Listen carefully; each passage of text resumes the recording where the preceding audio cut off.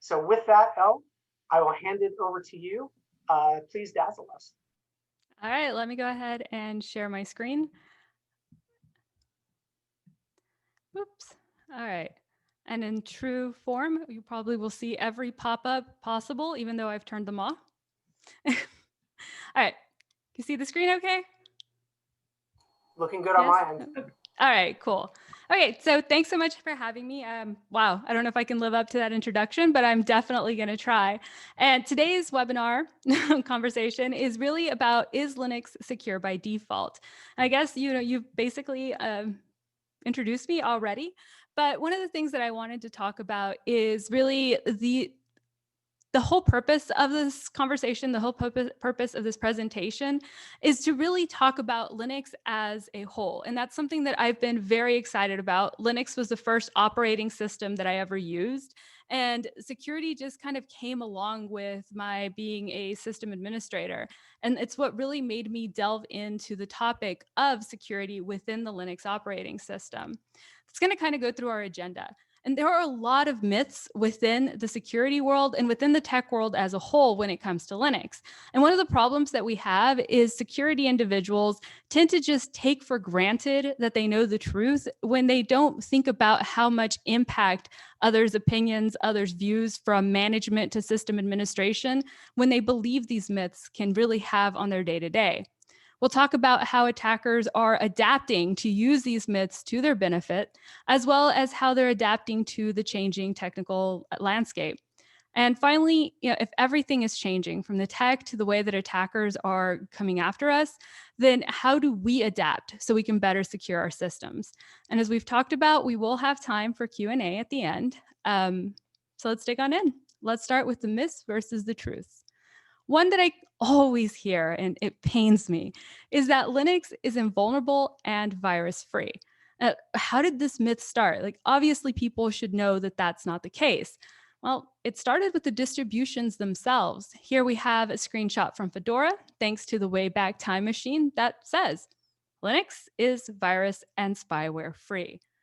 Now, those of us in security may be going, all right, maybe that was at the beginning, but we've grown past that now, right? Now we know that that's not the truth. It's still something that's being advised. Here we go to Ask Fedora. This is their forums. I'm not picking on Fedora. I just like a little bit of continuation in my conversation. And we have this user say, you know what? I've never used antivirus since I started using Fedora 14.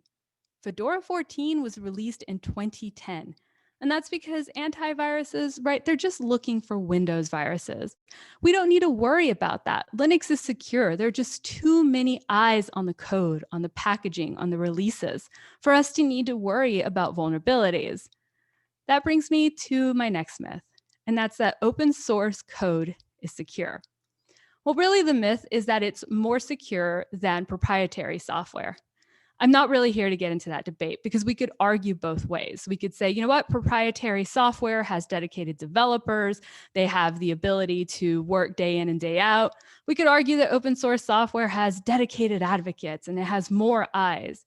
The end is, can we say that open source is secure by default, or that really offers an extended ability to have security on our servers? We have individuals who tout, you know what, when there's a bug within the open source program, I look at it, I fix it, I submit it, it's peer reviewed. In short order, we're good to go. How realistic is that statement? I know that I've used open source software extensively. I filed bug reports, but I've never fixed code. I don't know enough. And let's be honest, if I fixed it, I would just be putting a whole bunch of new vulnerabilities into it. For a statement like open source code is secure by default, inevitably, whatever it is, we have to have a bunch of key variables that happen that aren't really likely. First of all, you need your developer. Your developer needs to be extremely talented at development. They need to be up to date with all of the security practices that we have. They need to know all of the vulnerabilities that are out there. And let's face it, insight to those that might not actually have been detected yet. Then they're going to need to be able to put aside their time, perhaps part of their job, to rewriting this code. And code development, it's hard. One of my favorite people in the world, Corey Quinn from Screaming at the Cloud, once said, there are Back-end developers, there are front-end developers. And then there are the rest of us who are Stack Overflow developers. It's the truth. I don't know how many times I've been troubleshooting a customer server, and suddenly I see a commented line saying, don't know what this does, don't remove it. Or hashtag borrowed code, come back later. Like just short term that they're gonna fix it, but this is in production environments at this time. So it wouldn't be unusual to have somebody go to Stack Overflow and pull down code to put it in because they have a deadline to meet. Now, the developer then would need to submit that code. It would need to be peer reviewed by a developer that has the exact same knowledge that we've already discussed. Then it would need to be submitted to the repository, uploaded, and at the end, we would have to have a company come back in, pull that code, and update their systems. How realistic is this, really? It might be happening, but I can tell you it's not happening as quickly as we need to. And this code through this whole process is out there being used on customer environments. Don't believe me? The news says it all.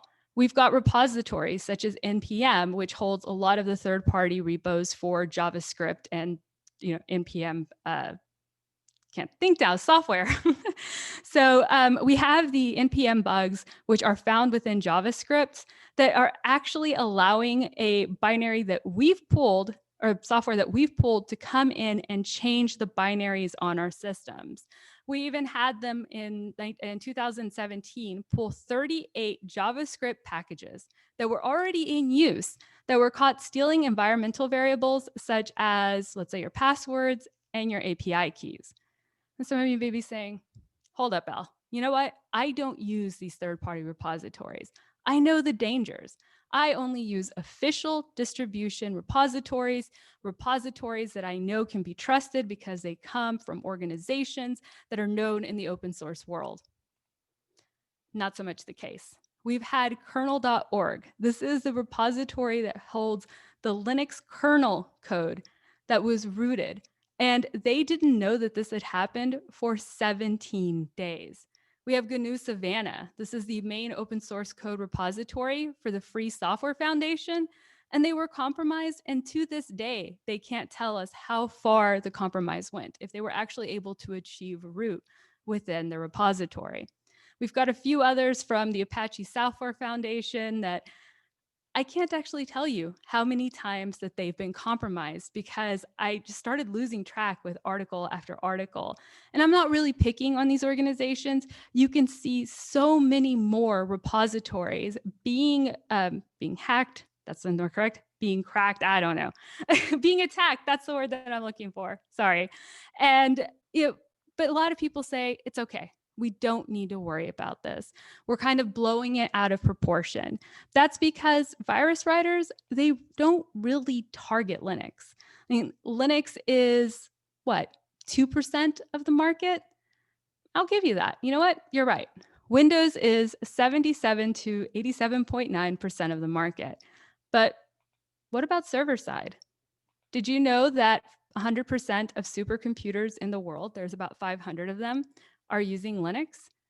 96.3% of servers are using Linux.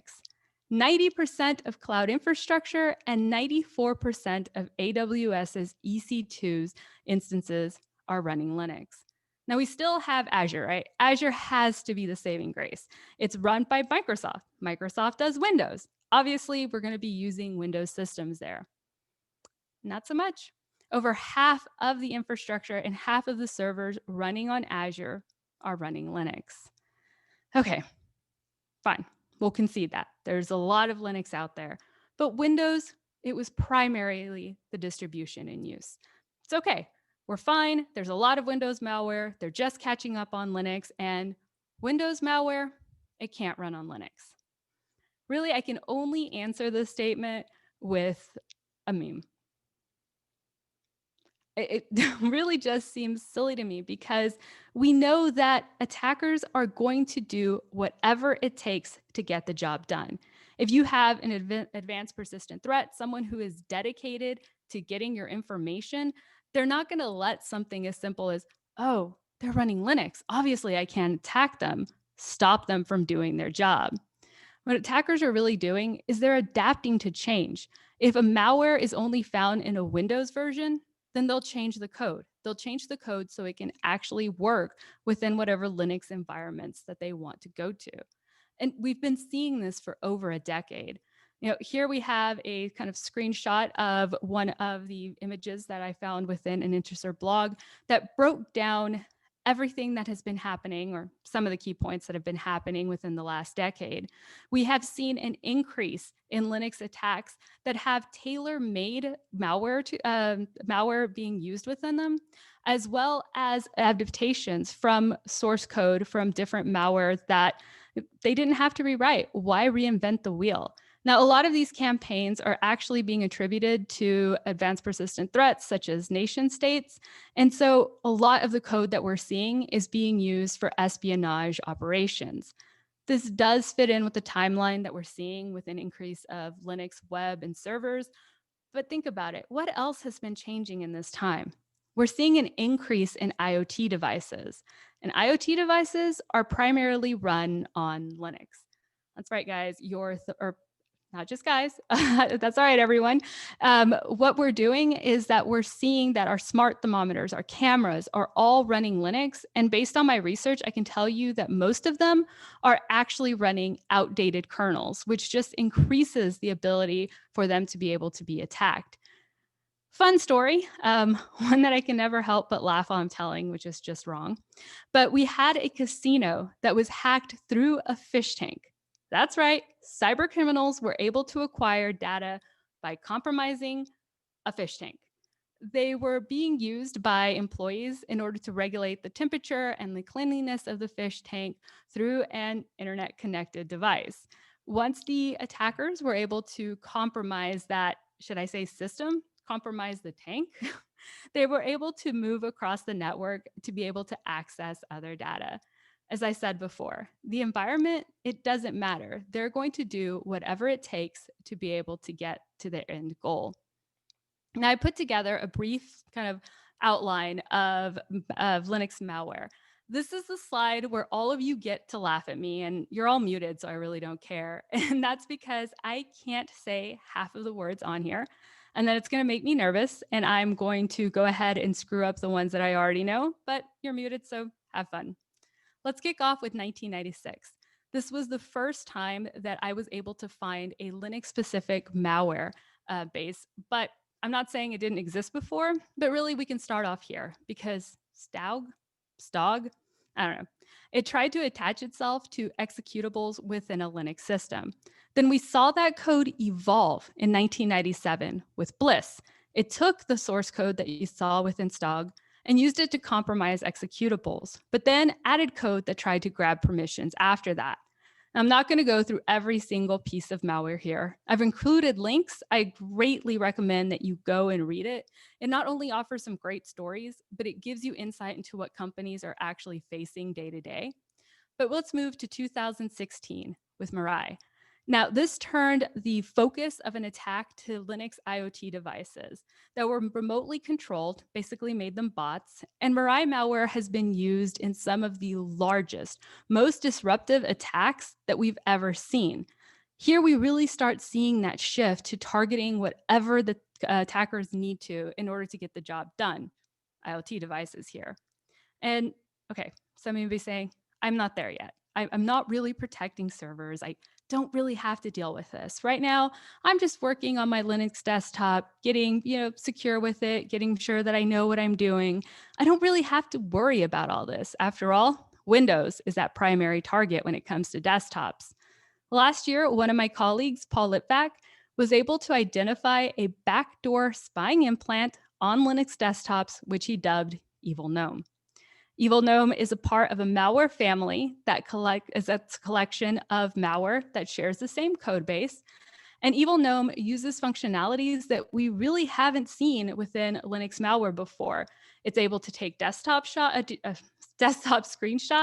It's able to steal files. It's able to capture your audio recordings from your microphone without you even using the microphone at the time. I don't know if you're creeped out yet, but I can tell you I definitely was. One of the other things that I was really excited about when I was writing this talk is I'm new to Integer. I've been there probably 3 weeks, going on for my full month. And I'm getting to know our researchers. And putting this together, I really got to see that the work that they were doing. In September, they were able to identify a variant of a Windows malware called IPStorm that had been modified to actually run on Linux and Mac OS systems. At the time that they found this code, it was completely undetected by VirusTotal. You may be wondering the same thing that I was, and it's, hey, research guys, how is it that you guys are finding all of this new malware? And when they explained it, it's actually really simple and really complicated at the same time. And that's because everything that we've talked about requires code to be able to be run. Now, remember when I said that some developers are Stack Overflow developers? Well, malware is code that is developed by developers. And there's no reason that they wouldn't be as guilty as we are about saving time by reusing code. Let's delve a little bit more, though, into Evil Gnome. Evil Gnome is, I want to say comical because I know that it has harmed systems, but the way that it was found was that the creator actually uploaded the latest test version into VirusTotal to see if it would be detected. Now, from what I'm learned, that's actually not rare. That happens quite often. And VirusTotal didn't really detect it, but our researchers saw, hey, wait a minute, why is it that Evil Gnome has code that's shared with a keylogger? And as they investigated, they actually found out this keylogger isn't even active, but the code is there. This is what we're seeing with some of the code reuse. Now, through the code, they were able to attribute it to a Russian APT. I'm not even going to try to say the names, it's on the screen for you guys. And they were able to use our genetic database to be able to find connections between the code. I promise I'll get to what the genetic database is. But Hacker News actually had a very fun comment to make about it. And they said, we believe that this is a premature test version, that we anticipate that newer versions are to be discovered and they're going to be reviewed in the future. The reason that I say that this is fun is because for those of you who are out there actually hunting malware, dissecting it, maybe just learning the way that I am, this is that we get to see the development of this new vulnerability and how it's going to be adapted, how the code is going to be changed in the future. Let's dig into a little bit more into code reuse and that genome database that we talked about. So what Intezer is doing is it's taking files, it's taking software, both from known good resources, let's say like Microsoft, and from known malware. And it's breaking it down to the bits and the bytes, the binary code, so we can create a catalog of the strings that we can find for the good or the bad malware. If that's confusing at the good malware, the good or the bad code. Now, if that's confusing to you guys, it really was when I started. And what it is this is the way I want to think about it. The little bitty bubbles that you see, those are your binary files. Obviously, the ones and zeros are going to be your binary. And you're going to start seeing strings that are repeated as we start using code that starts doing the same thing. And what Intezer has done is we've broken it down into those little bubbles where we're looking at the ones and zeros and we say, all right, we see this within trusted code. And we start seeing this within malware families. So if I were to take a piece of code and I were to break it down, I could say, okay, this code is using OpenSSL. We know that's valid, but we're also seeing Zeus malware. This is a Linux box. Zeus is malware that's run on Windows. This is going to be a red flag and something that we're going to want to investigate. Possibly it's a new attack that we haven't seen before. With all of this in play, though, you may be asking yourself, how do we adapt to this? How is it that we can adapt to this constantly changing code, to constantly changing malware, to attacks that the moment we're able to patch them, they shift into something else? We need to change the way that we're thinking. We need to stop thinking, okay, we need to stop every single attack before it happens. We're going to stop it. It's never going to get to our servers because data, news stories, they'll all tell you that breaches are going to happen. But the root cause of all of these cyber attacks is unauthorized code. Really comes down to companies are currently relying on traditional, Windows endpoint protection methods. And attackers, they know what these methods are. Obviously, they're going to adapt to get around to them or get around them. To my previous point, though, especially when we were talking about detecting things like Evil Gnome, Greg Belding from the InfoSec Institute said, New versions of this malware are expected to be on the horizon. Hopefully, antivirus products will catch up soon. They really are not able to adapt as quickly as we can. Most of them are relying on signature-based detection, but the moment that the code is changed, or the moment that they vary the way that the attack is going to happen, it's able to bypass a lot of our alerting systems.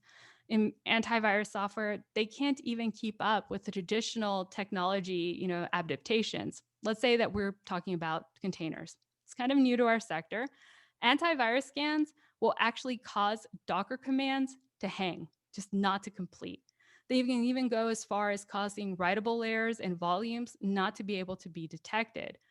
Companies want to continue using containers. So what they do is they just say, you know what? Don't scan our containers. It'll be fine.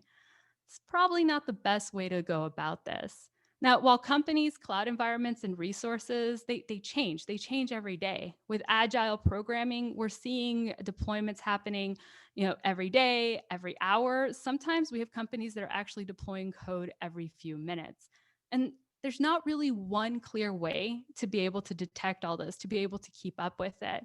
And we do see companies going to adapting DevSecOps, where your security teams and your development teams are working hand in hand, so we know what's going on, what code is being deployed. But this really does depend on developers willing to buy into it, willing to work with the security teams, and perhaps take longer to be able to do their deployments. Really, when it comes down to it, we have two ways of being able to look at code. One is we look at it at pre-runtime, before it runs, pre-run. All right, maybe I didn't need to explain that. But it has some good points to it. And that is that it really doesn't impact your production environment. We really work together to look for the vulnerabilities. This is going to fit within that DevSecOps mindset. And it does reduce the attack surface that we know, right? It picks up for vulnerabilities that we know. But that brings us to the bad. It only addresses what we know. It doesn't detect whether you've already been breached, and it stalls that agile workflow that we spoke about. Then we have runtime. Runtime, while it's running. Anyways, there are some goods to it. First of all, we can definitely detect when there's malicious code being run. And we can also learn how to use PowerPoint. There you go. And we can also provide the visibility that is needed to the code that's actually running. We can see what our developers are deploying on our servers. The bad is the alerts. Oh, anyone who has worked within a company that is having to handle alerts understands this pain point. An impact of resources. Let's say that runtime scanning is causing a server to go into paging, or taking up any other resources. I just spent my entire day researching an alert that should have been expected, but I didn't know that there had been a code deployment. And it increases our team workloads. In the end, all I'm trying to say is that we really need to monitor our code. And the best way is for us to be able to monitor code reuse. We see the deployments and the developments of code being reused over and over again. And this is the way I like to think about it, is when we break it down to the DNA, we've got our DNA test and we can say, hey, Mariah, you are the father. Or maybe you are the mother. We start seeing even multiple forms of malware being brought in together to be able to increase the abilities that it has. All right, so demo time. Now, I want you guys not to judge me too much on my editing skills, but I had a lot of fun actually coming up with our demo. Let me move over and share the screen. I do not want to tempt the demo gods, so I pre-recorded. All right, here we go. We're gonna kick this off. All right, and this is my protect environment. And here we can see that I have one clean resource on it. You see that about here. And that's the VM that I have. Now I want to have more to show you. So I spin up an AWS server. I install it. We can see it initializing, which means we're looking at the code that's already running on it. Matter of seconds later, it's clean. We're good to go. This is where we start having fun. Okay, so I have a sample of Mariah on my server, and I'm going to go ahead and just kick that off. Mariah. Why do I keep saying Mariah? Sorry. And hey, look, I have an infected server. I have an alert going off about it. I'm going to go click on it, and it's going to tell me additional information. For example, here we can see it's on my Ubuntu box, but I can see more than that. One of the things that I can see that I think is highly important is where the file that it was implemented from is located. This is going to help in cleanup. But I also see that there was a bash shell in which it was run from. Something's going on here. I have another vulnerability on my system that allowed this to occur. I can terminate the process, but I want to show you guys some of the cool stuff that I'm learning about. And here we go. I look at this string that I found, and it shares 36.9%, 9.49% of the genes with other versions of Mariah that we've seen. Mariah. And we also see that it has some code from sources that we would expect, some trusted resources. I can look at additional information, and I can look at other variants that have already been submitted. Here we see that this variant shares 100% of its code with generic malware. Something's obviously up with this. We also see that it shares variations of other code, but the one that I really like to show off is the one from August 27th. And that's because look at all the added resources that we have involved in this server. Like, I'm going to pause this here so you guys can see. Now, Hakai is actually malware that was derived from the source code of Mirai. Here it is implemented back into this version of Mirai. We've got CoinMiner added. We've got, GonnaCry added. This is all code reuse that we're seeing that, first of all, is able to bypass that signature-based detection.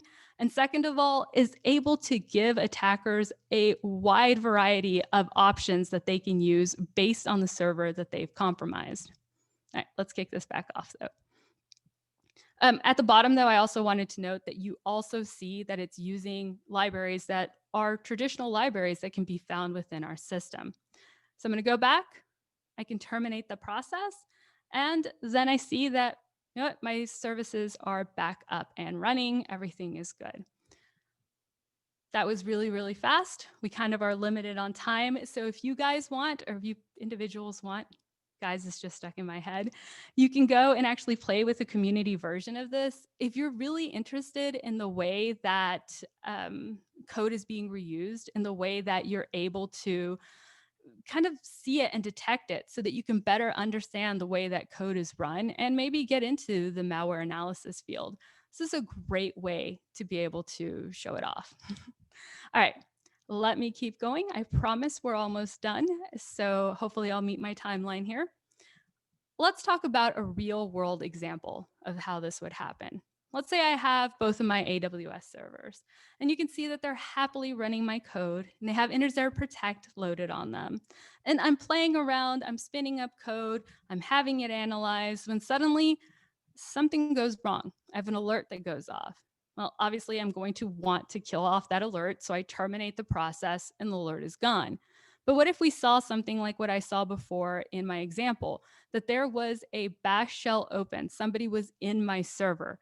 I'm not just going to want this server sitting around. What I do is I take it out of rotation. Unfortunately, now I only have one little server sitting there that is pretty sad because it's having to carry all of the workload. So I can just use an image to spin up a new one. And we're continuing to monitor that code to ensure that we don't have another server infected. Our security team goes by, they clean it up, they're working with our developers, and suddenly they decide what they want to do is they actually want to containerize this application so that they have greater security when it comes to sections of the code being separated from one another. That's fine. We go through, we look at the source code, we change it up, we record it back as to part of our baseline, and we're able to bring down servers, bring them back up again without worrying about getting alerts because there's new deployments. And all we're doing at this time is that we're looking at the code as it's running on the server without having to worry about, is this really a false alert because our developers, they changed the library that was being used, or maybe they changed the way that they wrote the code, so it changed the way that the server was running. It's really just based on looking at the code that is, as I said, running on the system, but mapping it up with, hey, is this a trusted library? So they updated OpenSSL. No big deal. We know that this is a trusted library. We know that the source code within it is something that we're going to accept. All right, I'm making time here. Big myths that I want to dispel here is that Linux is invulnerable and virus-free. We know that's not the case. Trusted repositories aren't going to be vulnerability-free. They're not going to be our saving grace. And attackers, they are attacking Linux. We can see that example after example. In the end, the truth is that all cyber attacks are really based on unauthorized code running on our systems. This means that we need to focus on our Linux environments just as much as we would within our Windows environments. And knowing what code is running on our system is really what's going to be able to help us provide a strong defense from those attacks that we already know and those attacks that are going to be coming in the future. I threw some kind of resources for you guys, and I'm going to make sure that the slides are available because I've done my best to provide resources on every single slide so you can go in and just play around, learn some more. I know we've gone really quickly today, so I'd be happy to answer some questions. Let me stop my screen share there. And Tony, what are we looking at? Sorry, I totally forgot I was on mute. So I want to say thank you. We do have a couple of questions rolling on in, but before we go to Q&A, I know we talked about potentially doing a raffle. So for everybody that has submitted their information over to me, I just want to say thank you. And if it's okay with you, Elle, we can kick it off and do the raffle. Yeah. Our lucky winner this evening is going to receive a $50 Amazon gift card. So lucky winner. Okay, now the next trick up my sleeve, how am I going to share the screen? So forgive me.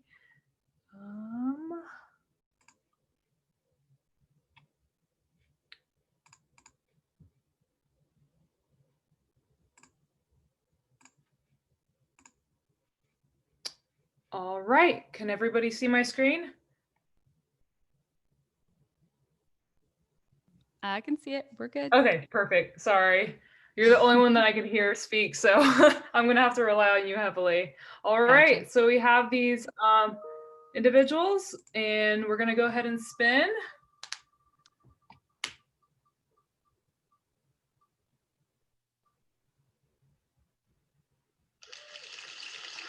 Congratulations, Louise. You are the lucky winner tonight. I will reach out to you separately and give you instructions on how you can redeem your gift card. So congratulations.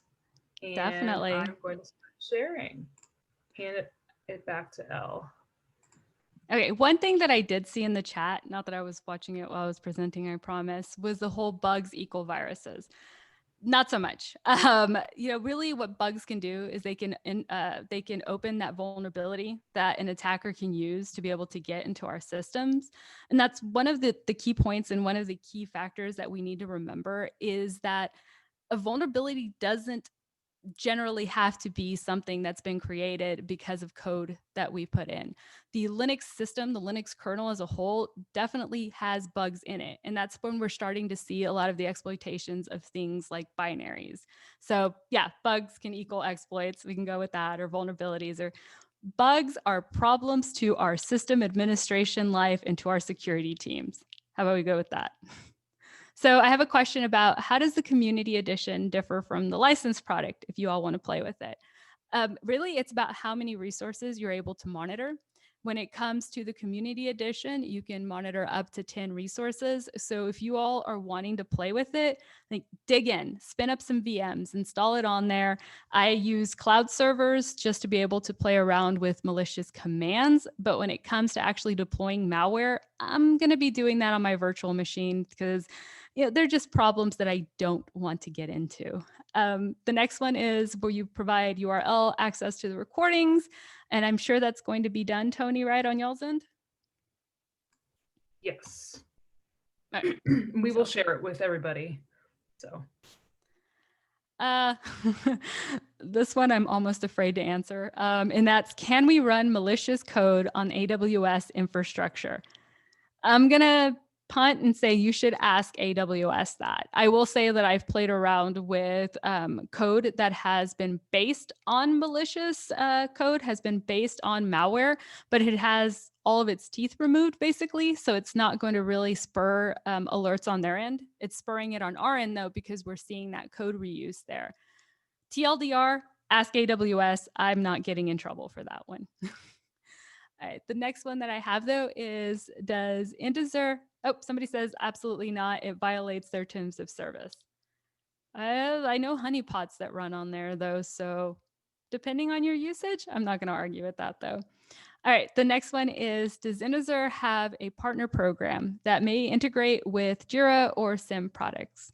Definitely. We work with whatever your current solution is because, and you guys are probably tired of hearing this, it's because all we're doing is really looking at the code that's being run on it. That means that we can go ahead and push alerts to your logs, or you can continue your basic logging products that you're already using, your basic logging structure. It's really about catching things at the time that they're occurring so that you can terminate it instead of waiting for later on when you're having to look through the logs. Next one is, how is Integer's code run on the host machine? I don't know if you could see it, and I'll go back and look at it. And it's basically just a one-liner that goes through and pulls our sensor onto the server. And it's running in the background. And it does that initialize step that I showed, where it goes through and says, what's your baseline? What should we expect to be run on this server? And then anytime that new code is implemented, this means that, let's say you have Apache running and it's just running on its end, it's doing new processes, but it's not really running anything new, nothing's going to happen. But if suddenly you update, let's say, a library behind it, or you update to a new version, then it's going to go ahead and scan that to see if there were any known genes that were being shared with malicious code that were installed at that time. And let's see, is that a kernel level process that's occurring? It will monitor your kernel, yes, because that's how we see changes within binary code within an update, but it is not running at the binary level or at the kernel level. What it's doing is it's actually watching your memory. It's watching what's occurring on the server as that process is running.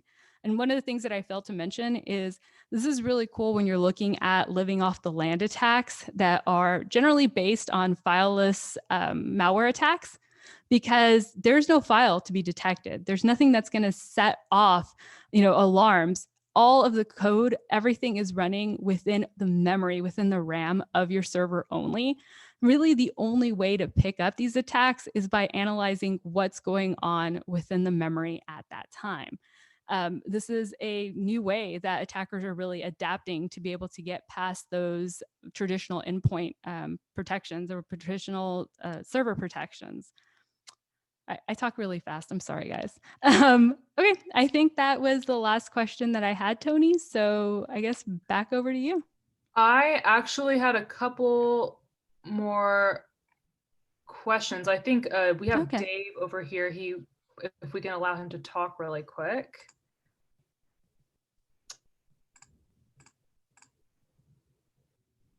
Dave, I'm giving you permission to speak. So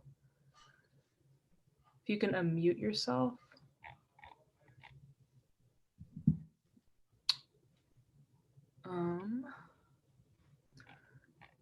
Not really sure. Dave, if you could actually submit your question in the Q&A, that would be awesome. I know we have a couple more individuals that are asking about you, Elle, because you're so popular.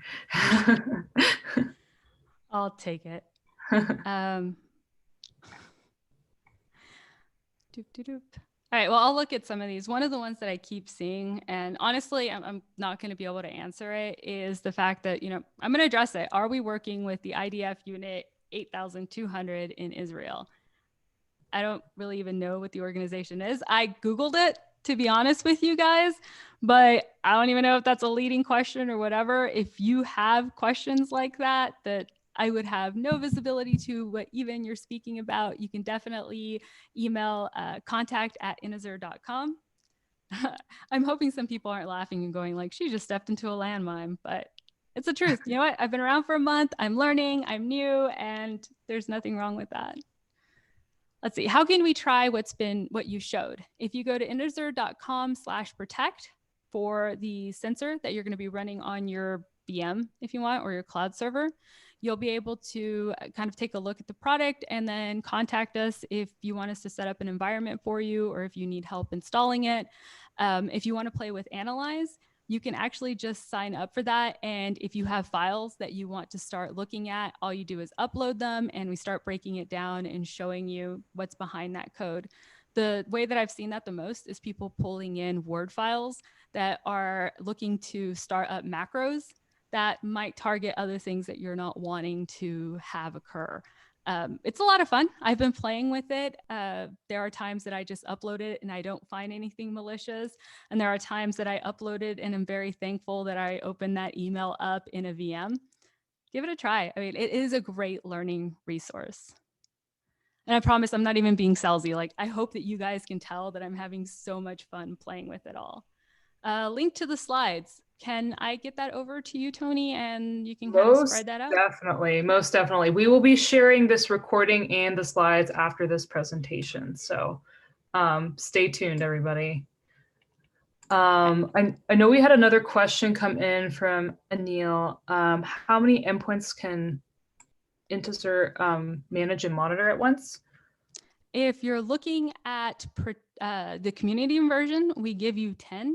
If you're looking at the enterprise version, talk to our development team. They'll work with you. Those guys are just as excited as we are, and they'll work to finding a solution for what you need. I probably everybody at the company is like me. We're just like, oh my God, you guys can't realize what we're doing.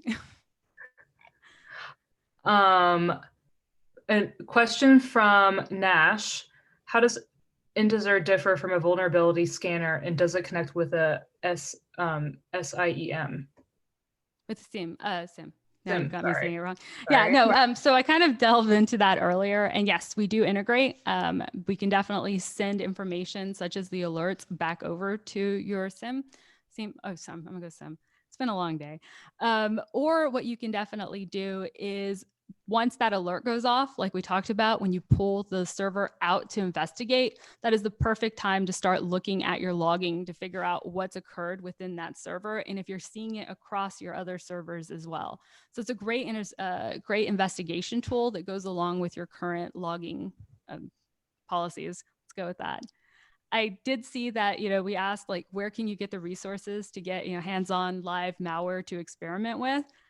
I feel like this is a catch-22, but I will say that virus and malware writers are developers, and they are also open sourcing their code, which can be found in places like GitHub and general places that one might look for open source code.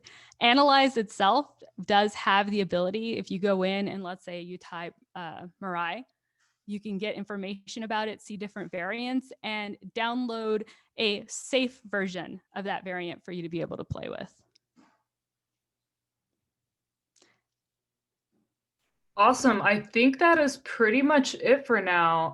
I don't see any other questions coming on in, but if you do, I know Elle dropped in her handle for Twitter, and she also dropped her email. So please feel free to reach out to her after this is over. I want to go ahead and say thank you so much, Elle, for joining us this evening. This was such a pleasure to have you. I loved it. It was great. So thank you so much for giving me the opportunity. This is the first time I've spoken on behalf of Intezer, so you guys were amazing. Thank you. Awesome. Fantastic. So I will, I know we had a couple of questions regarding the recording. We generally do publish the recording on our social the morning after. So if you do not follow us on LinkedIn, I'm going to go ahead and drop it into the chat. Please go ahead and follow us here and stay tuned for our recording tomorrow morning. Awesome. Cool. Well, have a great evening, everybody. And thank you again, Elle, so much for joining us.